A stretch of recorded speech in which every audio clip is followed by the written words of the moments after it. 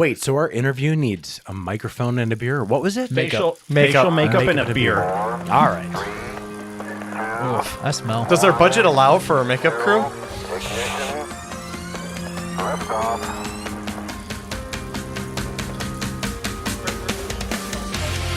Welcome now to the Crank Revolution Podcast, your source for cycling shenanigans.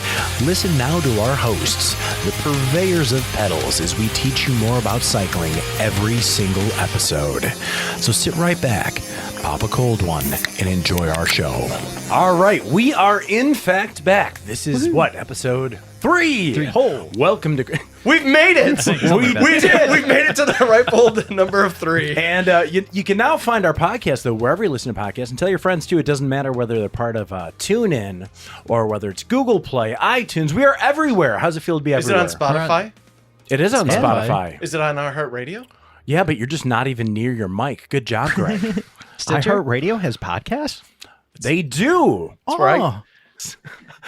But anyhow, welcome back to the podcast, your source for cycling shenanigans and everything in between. Today, we're going to touch on a topic before we go to some amazing things of maintenance you should do at home. Maintenance you should do at home. Now, it's amazing to me, for some reason, we're in our 3rd episode and we still haven't picked up a sponsor, so guess who made a sponsor for us? Well, no, this particular one I did because of our wonderful journey last week. So let's review. We're all cyclists, and sometimes we can make mistakes.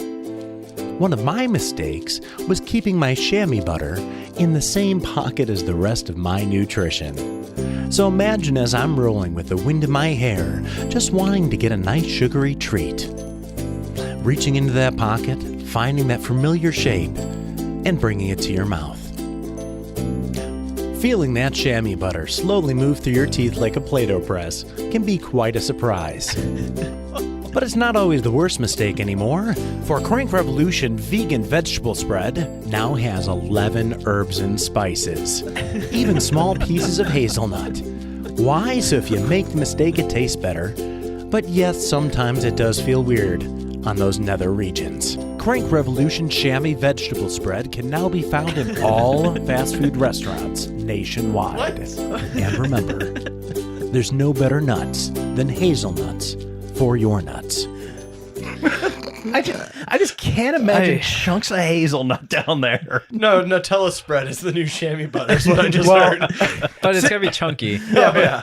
Since we didn't have, that was going along. Last week you want to create an insurance company, so now we're going to make a Crank Revolution vegetable spread. I think that's for chamois butter. I think that's a great idea. Yeah, we should definitely do that. So anyhow, moving. But we need to make sure that the hazelnuts is really chunky and sharp. Sharp Nuts for your nuts. Unless you're a female cyclist, you can probably get away with it. No, sharp nuts still don't work. Why? Because there's still skin contact and sharp you nuts. You have a thigh gap of a Kardashian. Why do you worry about thigh it? Gap one. I don't even know what that means. So why are you saying that? Confused with the Kardashian. So moving on. You're like a 4-year-old who I just am was a around 4-year-old. the adults and suddenly swearing. I am, but you know what? It was just one of those days. Let's see if we can hear it. That is a Bloody Mary. So today we're going to talk about maintenance you should be doing at home on your bicycle. Now, regardless of your skill level, are there a lot of things we can do at home? Yes. There's a lot of things that you can do at home. There's a lot of things that are very, very simple, very, very straightforward. So one of my favorite tech tips is wiping down your chain with like pressure washer. Yeah, with what? Yeah, because you wipe with a WD-40. pressure washer. And if you're like me, you just use your shirt, and at the end of the ride, you look like you have face paint on because you can't keep your hands off yourself. yeah. Well, no, what I mean is, wait, no, what I mean is, anytime We don't you have get grease, sponsors yet. wait, What? when you get grease on your I'm gonna hands, finish my thought. All right, go ahead. Let me finish just your finish. thought. So my big recommendation for tech tip for something that you can do at home is to wipe down your chain. So for me, pretty much after every ride, I take a chamois rag, whatever, and just wipe off my chain. So that makes that any like grit, grime, anything that do pop up get wiped off as quickly as possible to prevent corrosion. And also it gives you a better sense of what your chain looks like, how good of shape it's in, and it brings more attention to it. Yeah, nobody touches their chain. What most people don't realize, your chain should not be squeaking nonstop. If it is, you have a big problem. Your chain should not be squeaking. Well, exactly. Not even nonstop. Just shouldn't be squeaking. Just not at all. But what about the chain mice? Yeah, the chain mice. Yeah, you brought up chain The mice feral in last. mice. Yes. I mean, Oh, that's the right. feral mice do get in there, but they typically eat the chain, and it's no longer there. Well, if you're not worried about mice, then so here's the thing, though. Some people have asked before: should they be using a degreaser every ride? So how often should they be cleaning that chain? So Wipe it every ride. And this is one where, yeah, you're going to definitely get varying opinions. In my opinion here, with the chain lubes that I use, typically like T9 is my preferred chain lube, and wiping down my chain frequently. Is that made by Boeing or who is Bow it? Shield. Bow Shield. It's It is Boeing, a licensed Boeing product. Shield. All I know is I heard about that product. They're like, it's made for like 20,000 RPM turbines. And I'm thinking, what do you think my cadence is? Yeah, Dear God. 20,000. It's not 20,000. It's not 20,000. But so T9 is what you use. Yes, for the majority of riding conditions. Not wet. A majority accept what we normally have in Chicago and perhaps you Seattle Well, with out this there. year. I don't know. I still like the Pedro's Pig Juice, the extra dry. I've never even heard of Pedro's Pig Juice. Neither have I. That's good stuff. Can you still find it, or is this what you use, or what? You can still find it. Is it Smells like like a maple ham. Yeah, I'm thinking, does it smell like bacon? It's a little citrusy, but So what do you use, Greg? I use the T9 Bow Shield just like Chris does, Ah. but I also will use White Lightning's. White lightning. They've got a ceramic lube you can put on my gravel chain, and it just does such a good job keeping all the grit off. So with all that lube, though, let's get a real clear picture. Now we have Mark and Chris that are both bicycle mechanics. Let's come to some consensus here. How often should you lube, and how often should you degrease? I know I got to the point where my chain, I had to take it out and like thoroughly clean it for hours because there was years of caked up crap in there. well, I think the biggest thing, and Chris can attest to this or agree with me or disagree with me, I think the biggest thing is properly lubing your chain. Yes. I've seen too many chains coming into a shop that people just slather lube on there and not prep it, not finish it off, and it just cakes up. Lube, it has this strange ability of attracting more dirt. So So one of my favorite questions to ask is, so we'll point this towards Greg and Jeremy. What part of the chain needs to be lubed? All of The it, mice. just Parts- dip it. all of the dip it, mice. Parts dip of the it. chain that exist are the outer plates, the inner plates, the pins, and the rollers. Oh, I think that's something everyone makes the mistake of. I've even seen people like using a turkey You still need baster to and answer like the question brushes. here, No, but- to put it all over. baster? Hold on. He's doing the No, classic no, ploy. because a lot of people think they have to lube their chain rings. They have to lube the whole cassette. They have to lube all of the chain, and it's like dripping when they get done. Yes. Now, early when I got started cycling, that's exactly what I did, and then a few people pointed out to me, that's not what needs lube. It's kind of like, yeah, if you're having a little bit of rubbing on chamois butter, just rub it all over your whole body, the Yeah, whole just naked body, head just- to toe chamois butter. Yeah. Well, So you're the guaranteed not to answer. chafe. So I don't know all the tech terms. You're talking pins and So rollers. outer and plates, inner Papaduma plates, pins, and flexes. rollers. There's Yeah. 4 parts to a This chain. is an audio podcast. I need some graphics right now to understand what you're saying here. You know what a chain looks like, right? Coming now, audio graphics. How do we even make that? Well, I would assume, though, you really only need it where the pins are contacting the outer plates or the rollers in between. You don't really want it on the outside of your chain. Wait, and you wouldn't put it in the empty space between the chain. What if you could cake it up, though? Wouldn't that be great? Yeah. Well, it's not like it's a toffee candy that you're just like spreading all over it. New Like, Crank Revolution toffee candy chain spread. So my preferred answer to the question that I posed is the only place that chain lube should be is inside of the roller. So how do you apply it then and get it off? Well, you put one drop on top of the roller, and then as it rolls around, it gets inside, and you wipe off any excess that you can see. 'Cause any chain lube that you can see is excess. how quickly should we wipe it down then? Yes. Okay. So like as soon as we put it on, just Yeah. right away. Yes. I generally let it soak for like a half a minute or a minute, and then wipe off the outside and of so, yeah, my process is 1 drop per roller while moving the chain all the way through. Once I've done with that, put down the chain lube, grab my rag, and then wipe it down. So you're saying there's no time thing, because all of a sudden this got very serious. Wibbly wobbly, timey wimey, time dilation brought to you. No, but if you actually read the back of the instructions on a handful of different ones on the T9, they say let it sit for 2 hours before you wipe. No, It's like- they say let No. it sit for 2 hours before you ride. Wait. Okay, so T9, I actually used that one. Hold on, I put gotta a run to the drop. car. I can guarantee it's before you ride. I put all the drops on there and I let it sit for at least an hour and I wipe it off. Is that within that's what I do. recommendation? So the why do you need to wait I mean, is it soaking into the metal? Is that what we're assuming? Because things Is take it, like, time. What is it with millennials? what The are instant gratification. what are He things wants that to takes- wipe right away. Well, no. So I don't. I will hold to. So on the back of the T9 bottle, and I would love for us to actually proof this. But yeah, it says wait 2 hours before you ride. That's because it is technically a wax loop, and the wax needs to harden in the air. That's my assumption. In the air, or is supposed to squirt it randomly up into the sky as it drops because it's down in not droplets inside of of wax? the bottle. That's all. T9. Well, yeah, you're Well, not that's less supposed to have- exciting. So you don't. So hook wait, up do you shake the T9 then before you apply it? You put the lime. I do. in I the believe cup. it says on there that you should shake before Well, you should anyway. Most otherwise- chain loops do. Otherwise, it's Yeah. going to separate if depending how long it sits there. So yeah, it's I don't understand what we're assuming is being absorbed in that 90-minute cure time. I think absorption is not the key. It's just Goodwill. It's oozing through the little cracks and crevices, getting down to Is the it getting- pin. I mean, it's a liquid going through 4 pieces of metal that are not that Yeah. well fit together, so it's getting there plenty fast, in my opinion. It took a whole night to take Helm's Deep. So, okay, it takes time for things to get into small holes. That's what I'm saying. Let it do its thing. So Tolkien is our Yes, yes. Didn't you read chapter 47 of The Hobbit where mean, he talked I about did. chain lube? Oh, No, okay. no, no. It was during the Barrow Wights in Fellowship of the Ring. They start talking about all Yes. the pros Or and we can cons of start- doing the no, triflow. let's get real. It's in Silmarillion, which no one read. You just I don't offended even know our that one is. listener who read it. Oh, you guys aren't that much of Tolkien nerds? No, Okay, no, cool. no, we're not. No, the Silmarillion is. Oh god. I mean, wiping it clean is a big one. And so back to the question of when do you degrease? For me, I will go through an entire lifespan of a chain without having to degrease because of my minimal Preventative lube measures. technique. Yes. So just enough not to make it squeak, but not so much that it's dripping and attracting Yep. everything. Because too much lube is a lot of times worse than too little. Well, the one that always gets me is I'd have people coming into the shop all the time, and they'd be bragging, I've got 20,000 miles on this chain. And they look at you like, why is everything going to hell and jumping and skipping?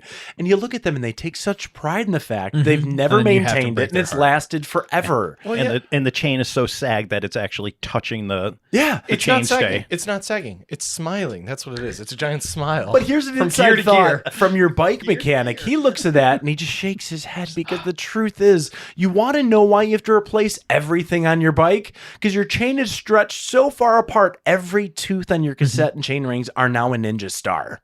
We've had fun actually with customers' chain rings, whipping them at walls and having them stick in. Every bike shop out there, you know you've done that too. Yep. I mean, Oh, yeah. do you want? I think Chris needs to explain what technically chain stretch is.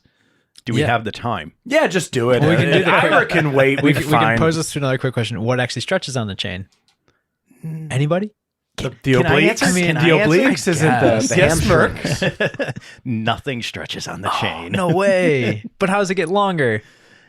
The little grooves get dug into the pins. And then the chain sets further apart. So it doesn't get so more it atoms? So the pin shrinks, so the chain gets longer. I'm effectively. highly disappointed. I thought there was going to be some grand thing. It expands at a rate of 1/20th to the speed of light divided by mass. The Is that chain not the grows case? at the same speed as continental drift. Well, come on. You've heard it here. Our nose and our ears never stop growing. That's why when I get old, I'm going to look really, really strange. But you're Yeah, saying the chain yeah. doesn't actually stretch. The chain does not so actually the stretch. steel or whatever metal it's made of is not actually, Yeah, you're not so- putting out enough watts to expand that? So there is no change in the shape of the outer plates, inner plates, or rollers. However, the pins break down, wear down, and they're therefore thinner, and that allows the plates which are connected to that to stretch out and be further away from each other. So the biggest takeaway. It becomes just more of a chain, like a boat chain type of thing then. a 'Cause boat it- chain? well, Where do chains because have you're boats? getting more, well for the anchor. You know, Oh, because boats you can, have chains. you can pull them apart, you can push them together, and you can watch the chain actually yes. move. No, well, You- not it's- really. Because not really, I've seen enough chains with what Jeremy said earlier with, oh, I got 20,000 miles on this. Yeah, and then there's broken links all over the place because there's nothing holding it. Yep. So then before, we've got a big, big special thing today. We're going to be talking to someone, Ira, from Pedal for Life, and Pedal America. all the pedals in between. A lot of. Hey, Hello. welcome to the show. We got a couple of people here. All right, so Ira, explain to our listening studio, something like that. What Right is now. right now? What is Pedal for Life? Explain what that is and how it helps people. Because I know what it is. Right. So Pedal for Life is a 501c3 organization that I created several years back. In a nutshell, what we do is we offer primarily a 6-week bicycling program for people who are in recovery from opioid addiction. Oh, that's big. Yeah. Yeah. And when they're done with the program, if they graduate from the program, then they get to keep the bicycles, they get to keep the helmets and the other gear that we give them, because the bicycles offer transportation to, job interviews, to jobs. It helps them to sustain physical activity, which helps to build natural endorphins and repair damaged cells. A lot of people out there who are in recovery, once they're done with treatment at the drug treatment center, they leave. They have no place else to go, pretty much, and they're pretty much left on their own. The bicycle gives them an outlet, an opportunity to continue doing something positive, living a healthy lifestyle. Plus, also, when they graduate from our program, if they join a local bicycle club, we will pay their dues for the first year, because we want them to feel that they have an opportunity to engage with people who are already living healthier lifestyles. So that's pretty much, in a nutshell, what Pedal for Life is all about. Wow, that sounds fantastic. I know that the opioid crisis was huge. I know I first saw it when I was out in Colorado, and it's huge there. But then I've heard about the South through a podcast recently where they were talking about that in the southern states, and it turns out it's even up here now. So what made you kind of focus in on the opioid thing? Yeah, it's been up here. It's all over. The situation's getting worse. More than 2,000 people died of opioid-related overdose in Illinois in 2017. Wow. And also about the same, a little more in the state of North Carolina, which is where we're trying to grow our program. So how I got into this? Well, two parts, actually. As a offshoot from the Pedal America TV show, which I host. Tell us where to find that real quick. Start with that. On PBS, on public television. Oh, that's awesome. Nowhere on the internet? You can find us on YouTube. You can find us on our website. So I often would ride my bike with a nonprofit organization called Project Hero. They used to be called Ride to Recovery. I would often go out to Interbike in Las Vegas.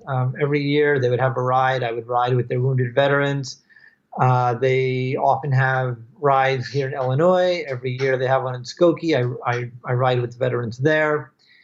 So that's part of it. I'll get back to that in just a second. The second part is, years back, I had an opportunity to produce a number of video content, a number of videos for another nonprofit.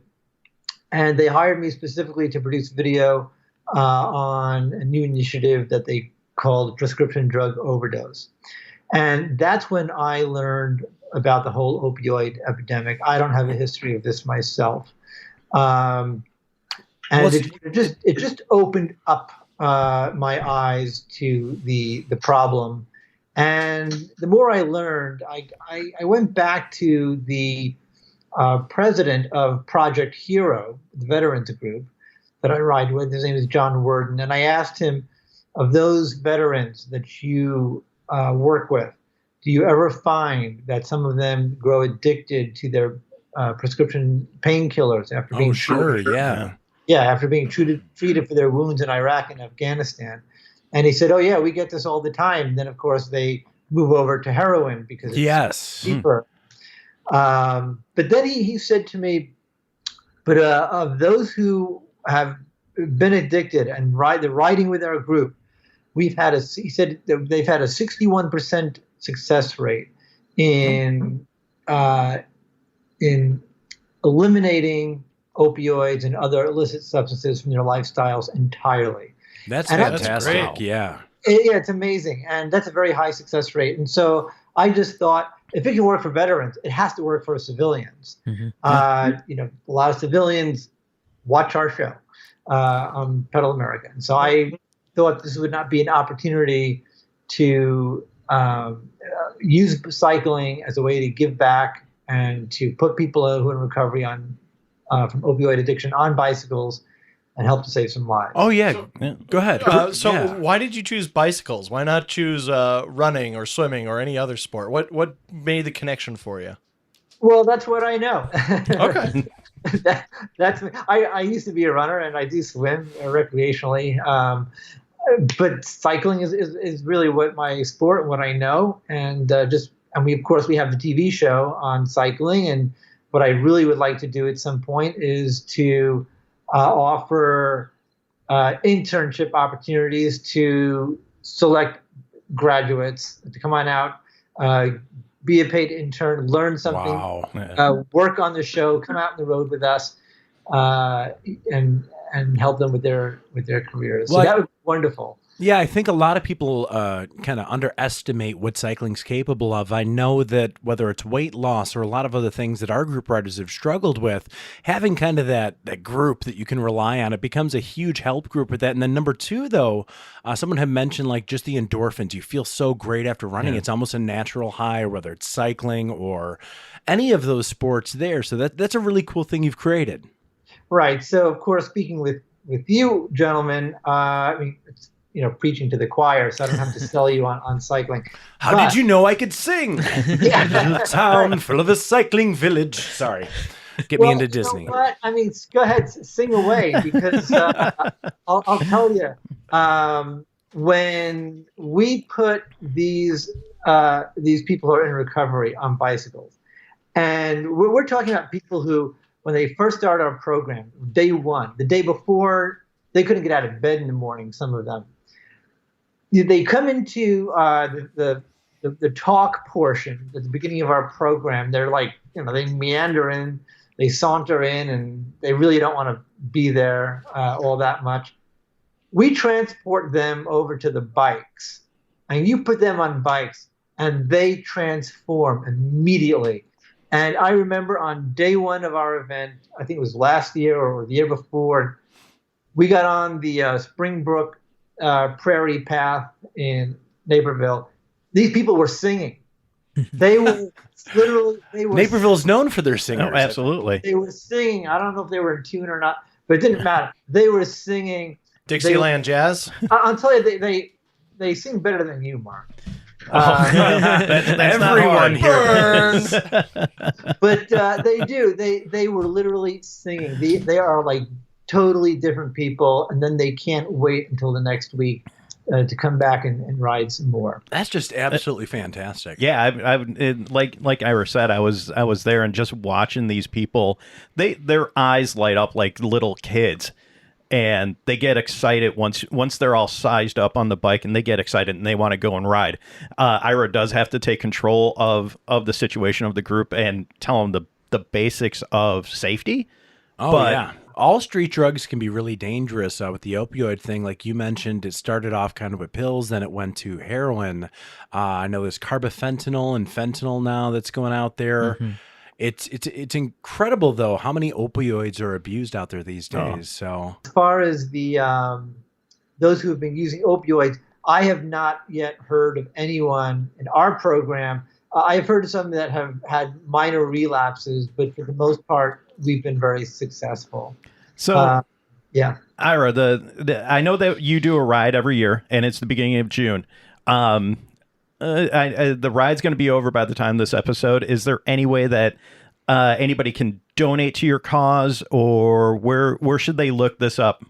Yeah, so just go to our website, www.pedal4life.org, for the digit 4, not spelled out. Absolutely.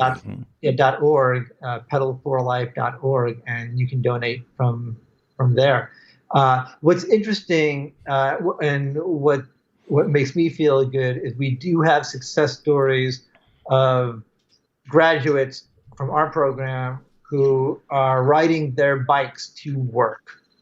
Oh, that's a That's huge good. one. That's a Yeah. huge step for anybody too. That's huge. Well, sure, because a lot of addicts, they end up losing their driver's licenses. They're suspended. They come out of rehab. They have no funds to purchase a car. They don't even have funds to buy a bike. So that's the value. One of the values that they get from our program. They get to use that bike as transportation. And for a lot of them, it's helping them get to jobs, and that helps to pay their rent. And where do a lot of these bikes come from that you supply to them? Right. Well, we were working, sponsored by Performance Bicycle. Uh-oh. Of course, they're So you're looking for more local shops to help you out with this, is what I'm hearing. Yeah, well, we do have one. We reached out to Cozy's in the city, and they said they would help Very us cool out. shop. But we're looking for a new partner. Well, So basically, Ira, what you're saying, anybody in the DuPage County that owns a bike shop, reach out to you. Could be beyond DuPage, though, I'm Could sure. be on DuPage too. I'm hoping we can get exposure on this whole issue on a wider basis, because there might be companies out there who can help sponsor, or people who can realize that this is something that they need. So donations of bicycles and getting out there would really help them. One of the big issues is the huge number of dollars that companies spend on workers' compensation, cases, because of their employees who have grown addicted to opioids after being treated for a wound that happened on the job. An accident on the job, they get, they're covered, they get prescribed, workers' comp covers it, and then they're addicted. Well, you're right. That's kind of the gateway. It's not just about people going out and looking for heroin here. We're talking about people who get a small injury and doctors prescribe more and more painkillers. Yeah. And the Wall Street Journal had an article a few weeks ago, front page, talking about how in 5 states, healthcare workers, pharmacists, doctors, nurses were arrested for dealing. Huge pervasive issue. Is there anything huge coming up this year for you that perhaps we can help get exposure for? Well, we have our bike event coming up on June 2nd. We are trying to expand our program in North Carolina. I'm working with media students down there. But also, members of our board this summer are going through training, myself included, so that we can start local support groups, including here in the greater Chicago area. So we can mostly offer the families a place to go, a place to talk to. We're not therapists, we're not doctors, but we want to offer more services to the families. The families are the ones who really come out and ride in our Hero and Me Ride event, like we're having this Sunday on June 2nd. So we really want to give them a place to go as well. Awesome. So that's part of what we're doing this year. So Ira, one more time, tell everyone where they can reach out, donations, reach out to you. What's that Such website an awesome again? cause. Plug that again. Let's go for it. www.pedalforlife.org. If you want to make it in private, you can, go reach out to us through our website, and email us, there. My big vision is to find a really strong corporate sponsor. We want to get the show funded again and really work in opportunities to help patients to find themselves, get jobs, pay them for work, get them back working, and give them really, brand new experiences. That's really the big vision. Awesome. Thanks, Ira. Yep, thanks so much. Oh, it's incredible to have you on our show. Thanks for taking the time here to talk to Crank. I know we're kind of new out there, but we really want to get the word out there for you. Well, I appreciate that, and I appreciate the opportunity, and I think it's great what you're doing. You get an opportunity to bring on interesting people and other people who are doing good things. It's all from the shared love of cycling. So thanks, Ira, for being on our show, and we'll talk to you again soon. Have a good- Everybody. Thanks a lot. That is something that's so unaddressed. Is it's not about heroin. It's not about these heavy drugs. That's where it leads. So many people start off with an ankle injury or a hip, or they get injured at work. Then the pills and the insurance become incredibly expensive. And then suddenly they're feeding their habit going to street drugs. And right now, there's so many podcasts about fentanyl and other opioids on the market market to become deadly, not only to the person taking them, but even EMS people who can brush up against them or absorb these things through the skin. Radiolab? Radiolab had a great one, but it was a fascinating show. Yes, it was. So it was really awesome to hear from Ira, and that was Pedal for Life. Pedal for Life, the number four, right in the middle of there. Yes. And then also, I know he plugged it a little bit, but check him out, pedalamerica.tv. Now we're going to move on to something completely new. Monty Python. Trails of Triumph and Woe, or Triumph and Woeness? Triumph and woeness. Trails of Triumph and Wokeness. Let's jump Stories into of Merc. No, it's Triumph and Merc segment. Trials of Triumph and Wokeness, obviously. It's a Merc segment.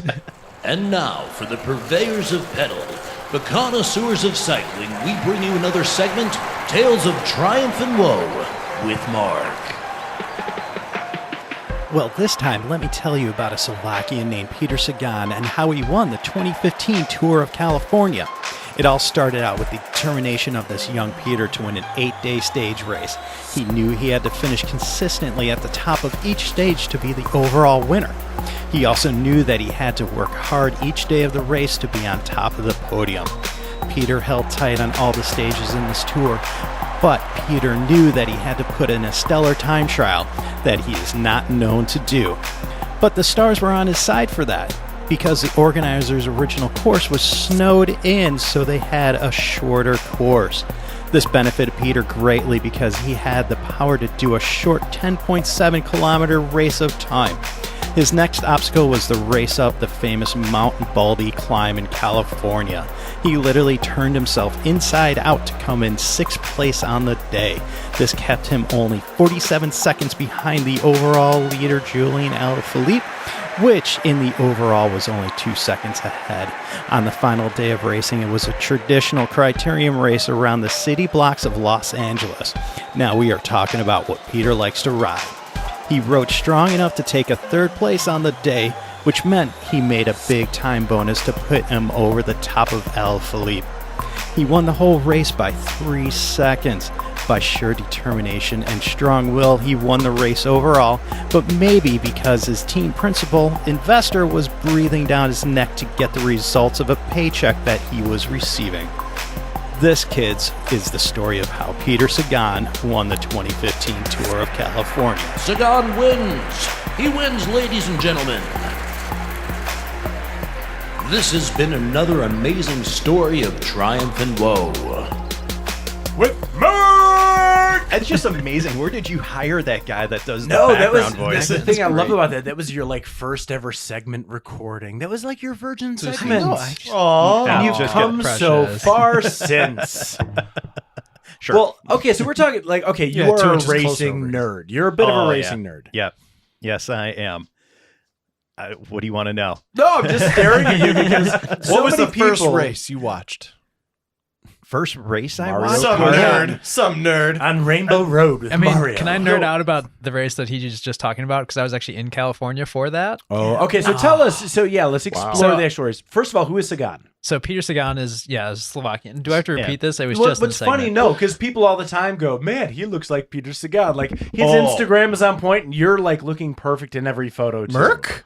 No, I- Chris. No, you're looking at me right now. Oh. I look like a retired cyclist from the 80s. You look like a coach, sir. You need to stick your Good- chin into a good point. cassette and get some of those hairs out. But anyhow, go ahead. But so yeah, no, I was in California. I was on bike tour, and I met up with Stage 4, which started in Avila Beach, California, and ended in Pismo Beach, California. That was a road race that Peter Sagan won, and the finishing for that was the last half-mile stretch. You had a right-hand 90-degree turn, and then a left-hand 90-degree turn, which were about 100 yards apart from each other.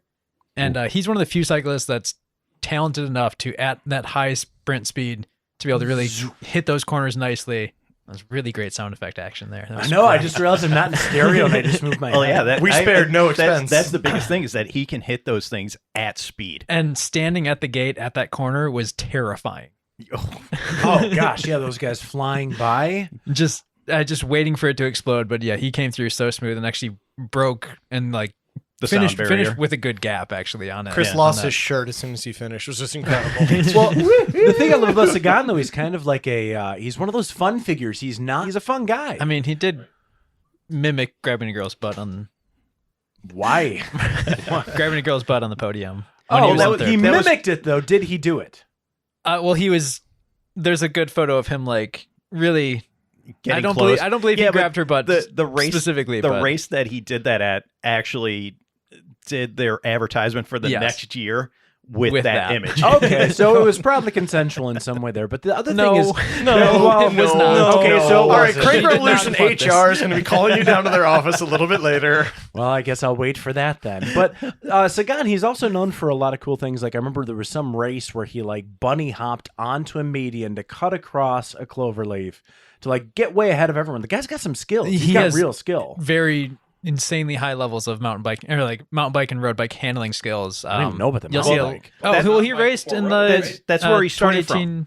2018 Yeah, the Olympics. Yeah. He had like 3 or Um, 4 flats. It was terrible. yeah. but he was really really good otherwise. Yeah. But no, he's got incredible handling skills. If you check out like his Instagram page, he's constantly like riding on one wheel or another, and Right. yeah, just hopping around. Well, that's where he started from was mountain biking. So a lot of those bike handling skills is learned. Oh on the yeah, trail. yeah. I Throwing your hips around like that. It's kind of like he's the Shakira of bikes. Thank you. Well, I guys, was waiting that- for that one. His hips don't lie. I don't want to brag or anything, but I can ride my bike without handlebars. So I think I'm pretty much at his level, right? Wow, that's too current of a song. We got "Don't Stop Believin'" or some other thing. Total Eclipse Eclipse of the Heart coming. Yeah, no, but let's break some of it down because if we're going to get into racing a lot, there's two types of people out there. There's really like the training cyclists. Not a lot of them get into the sport, but then when you just introduce the sport, what are some of the biggest terms? Let's give them 3 terms they should know. Like, what is a peloton? Peloton is the main group of riders in a race. No, I watch advertising all Christmas, and they're like the Peloton, the indoor bike. We put all the places you costs should as know. much as your Also house. not a sponsor. Yes, not. But the Peloton, so the group of riders, though, riding in a mass pack. That's the Peloton. That's actually very well pronounced, by the way. Peloton. Peloton. But then And there's it- another group. What is the group called that breaks away from the Peloton? One that wants to pull the pace. The You just said the, it. the breakaway? breakaway. God, that'd be a great movie title. Breakaway. Yeah. Well, like breaking away. break- It's almost away. if they. Ooh, had that's that. even Yes. better. So those are 2 terms. What is a third racing term, Chris, that you think people should know? Yeah, sprint. So we'll do like sprint. Well, let's talk and about sprint it. There's pace. different types of rider. There's GC, general contention. Then there's sprinters. Give us a little insight on how those are different. Domestique. Yeah, so there's in like specifically, we'll just talking like in the major races. There's really kind of 4 kind of big races that are going on. So there's the GC, the general classification. That is the rider that's going for the overall win. There's the sprint leader who is looking for the sprint points. So there will either be the final sprint of the race or intermediate sprint points that will gain you, or sprint points is actually the term, yeah. That will gain you points. So I could say points on points towards the sprint jersey. And there's also the mountain classification, which is for like Tour de France, the polka dot jersey most commonly.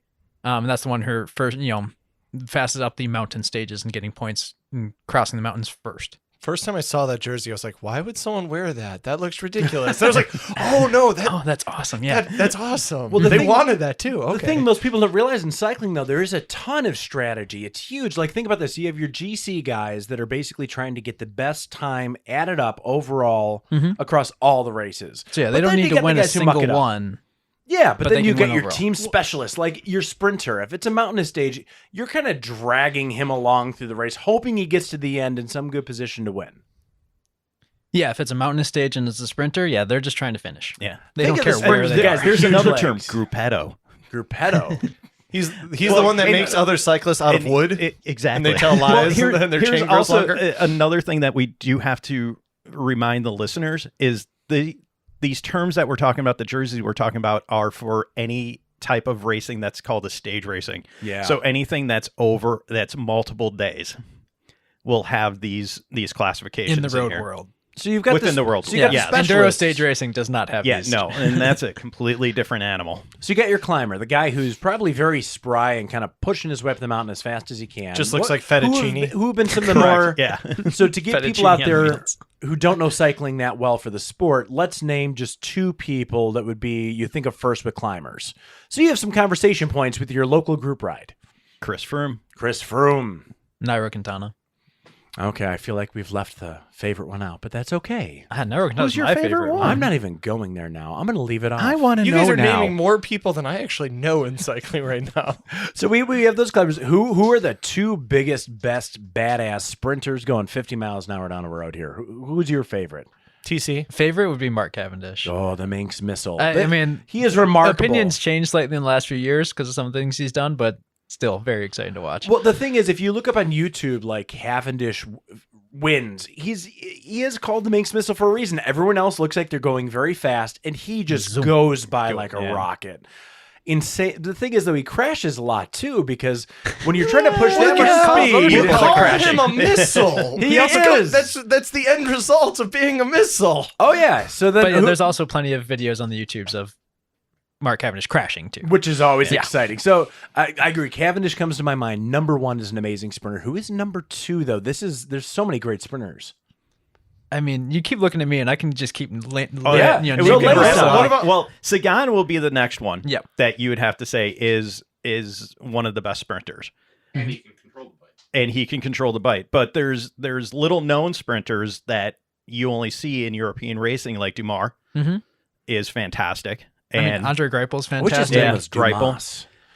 no, that's That's a Three French Musketeers. author. That's That's a a French French author. You know what? And I like Greipel, but I think Greipel is. But you starting ride his to- bike. I ride He his bike. reminds me of Ivan stole- Drago. You are correct. His nickname is the Gorilla. Yeah, so he so looks like that. I was thinking, man, just somebody's got to punch him. But But that's a good point as to the You the can't body punch type him. of a sprinter is very different from the body type of a climber. You know, Very these people different. are shaped So who entirely would win in a differently. fist fight? Sprinters. Really? Yes, They would- are Yeah, so wait, much more power. It's not Krav Maga. They can't use their legs. So no, what? When you punch people, where's the power I come don't even from, know what Jeremy? Krav Maga Where's the is. power come from? Cobra Kai. I just need to If you stand punch on people a using your post arms, and you do a do it. crane kick. I'm But no, Jeremy, it's- did you get your afternoon nap today? I didn't. It's If been a you crazy. if you're looking at a pro peloton, you'll see the climbers who are just thin, typically lanky. You know, very much. They're basically limbs with that guess. mounts to I'm- like a head. I mean, I would if I was to be a climber, I would have to be like 6'2". I'd have to be like 4 or 5 inches taller and the same weight to just get that really nice Chris Froome, just gross long limb look. And by the way, I wish we had a video on that. Oh yeah, Because his a little dance. lanky dance. I know he just did like a snake charm dance with himself there. That was very bad. I think I there's- need to turn away. You know, people like Tor Hushov, who was about 200 pounds Bless you. and Yeah. about 6 foot. I mean, just a solidly built man as a Sounds like professional me. sprinter. Sounds so like are me. your sprinters are also the ones who tend to be strong on like the 1-day spring classics? And that's a yes and no, and that's rider dependent. You know, Peter Sagan's one who, he's kind of an anomaly in that he can be a sprinter. He can climb. On most like any uphill sprint stage, he's always a favorite to win because he has that larger power and that good power to weight ratio. Yeah, but those spring classics, you're They're, hitting talking like rollers, you're not Paris-Roubaix. mountains. I mean, Yeah. just really long days. I mean, when you look at like a Greg Van Avermaet, Mhm. I mean, that is your classics style rider. Yeah. Right there. But he also comes in, there's stages at the Tour de France that will favor somebody like that. Or Zdenek Stibar. Yeah. Z-Bar. Well, who for is those who are gonna, multi-time cyclocross world champ. now so for road those who are racer. going to jump into cycling now, based on some of these basic terms, what are 3 of the biggest races coming up they could immerse themselves in, and where do they watch them? Tour de France. That's a That's huge the one. big one. The You can big, watch big. that on NBC Sports? Sports Network. Oh, I'm so glad you didn't say HBO because they just mess it up. Yeah, true. But they have Tour de Pharmacy, which is great. And that one's a heck of a lot more honest and accurate. Yes, definitely so. What's another big one? What's another Let's see. coming up for the year? Coming up for the year. Tour is the biggest one. Then you got the Tour of Spain. TC, help me out on this one. I've it's been coming blank far right now. removed from. I mean, you do have like for U.S. continental stuff. Tour Utah is not too far off. Which, as someone who just moved from Utah, is always a fun one to watch. They got some Just so many big- things I could have said there, but I just censored some myself. big climbs on that Tour of Utah. Oh yeah, So how do people watch professional cycling outside of NBC Sports? Because the only races I ever see are on NBC Sports, and you get both races. The Tour de France, exactly. and you get the Tour we de got France. both kinds. Yeah. Yeah, all pay per view. Everything else is found by streaming it through some internet service. That we are not going to plug here. We do not have 'Cause an there's a- unofficial mirror. There of- isn't like an official one. You just kind of Google how do you watch X race, and then you just start playing around until something Steep works. Steephill.tv is a great source to find where it's streaming. Unfortunately, a lot of the streaming has caught on, and now you have to pay for it. Got to log in, got to register. A lot of the stream that I found is not in English, the commentary. So you That's just almost kinda more But it useful. makes it a lot more fun because honestly, American commenters, broadcasters, commentators. Thank you. Commentators are just not as animated. Animatronic, like Chuck Yeah, I know.